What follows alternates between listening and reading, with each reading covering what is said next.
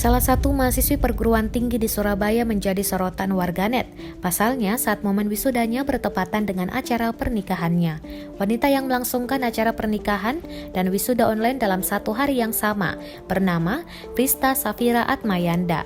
Prista Safira Atmayanda merupakan lulusan sarjana salah satu perguruan tinggi di Surabaya. Prista atau yang sering dipanggil Vivi ini membagikan kisahnya melalui akun TikToknya @pristasafira. Saat dikonfirmasi tribunnews.com pada Jumat 15 Oktober 2021, Vivi mengaku tetap menggelar acara pernikahannya bersamaan dengan wisuda online.